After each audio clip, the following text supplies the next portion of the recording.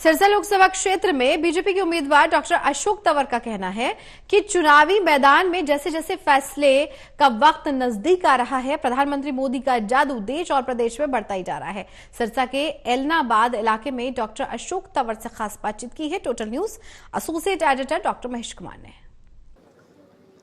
सिरसा लोकसभा का चुनावी रण और भारतीय जनता पार्टी के उम्मीदवार डॉक्टर अशोक तंवर लगातार वोटर्स के बीच बने हुए हैं। डॉक्टर अशोक तंवर इस वक्त हमारे साथ बने हुए हैं।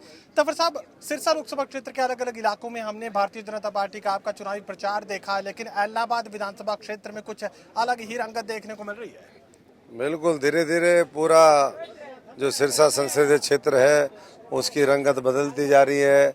एक तरफा चुनाव है और मैं समझता हूँ कि पहले से दुगने तिगने मार्जिन के साथ ये जो हमारी सीट है वो नरेंद्र मोदी जी के हाथ मजबूत करेगी।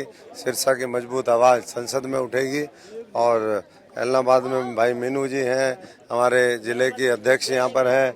बहुत से साथियों ने आज यहाँ पुनिया परिवार, नायक परिवार, हमारे कुमार समाज, हमारे बैकवर्ड के हमारे नाई समाज, सब साथी आज यहाँ पर बहुत बड़ी संख्या में इस गांव में ज्वाइन करे हैं। पिछले सारे गांवों में नई नई ज्वाइनिंग होती जा रही है।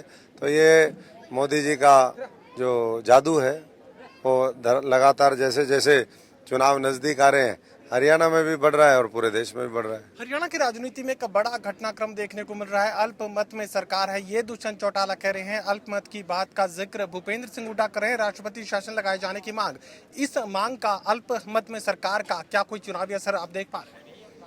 देखिए, अल्पमत में कोई सरकार नहीं है। एक दो लोग चले गए, उसके बाद भी पूरा बहुमत हमारे पास है।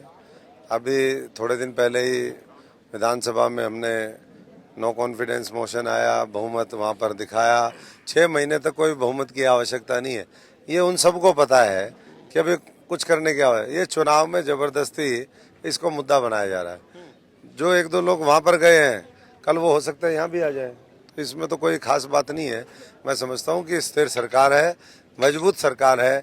10 की 10 सीटें लोकसभा की जीतेंगे, विधानसभा का बाई इलेक्शन नायब सैनी जी जीतेंगे और तीसरी बार केंद्र में एक मजबूत सरकार आपको दिखाई देगी जो 400 पार के साथ अब बनेगी और आने वाले समय में बार बार बनेगी। लगातार ये बात कही जा रही है कि कांग्रेस और भारतीय जनता पार्टी का आमने सामने का मुकाबला है, लेकिन क्या एनएलडी और जेजेपी को भी चुनावी मैदान में कहीं आप देख पा रहे हैं?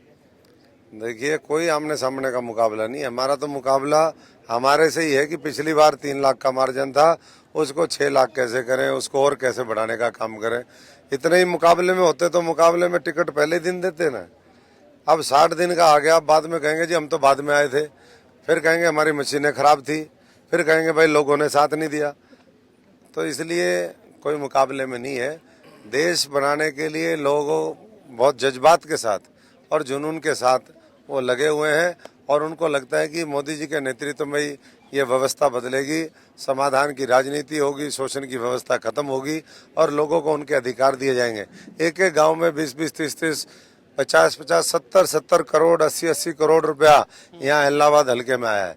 यहाँ हर गांव के अंदर हमारे मोटा मोटा देखने में आया, लाइब्रेरी बनी है, बच्चे खूब पढ़ाई कर रहे हैं, नशे का दूर दूर तक कोई वो नहीं है। ऐसे ही उनकी सड़कें, ये चौक चौराहे चौपाल ये बना करके दी हैं।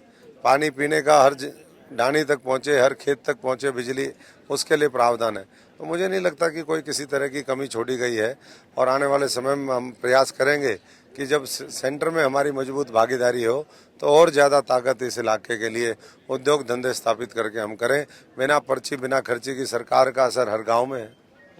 चलिए, टूट न्यूज़ से बातचीत के लिए शुक्रिया। डॉक्टर अशोक तंवर ये कहने की कोशिश कर रहे हैं कि किसी भी तरह का चुनावी मुकाबला वो नहीं देख पा रहे हैं। एक तरफा यहाँ पर भारतीय जनता पार्टी के खाते में वोटिंग होगी, ये उम्मीद डॉक्टर अशोक तंवर जाहिर कर रहे हैं। सोगी कमल के साथ doctor Mahesh Kumar, total news Sirsa.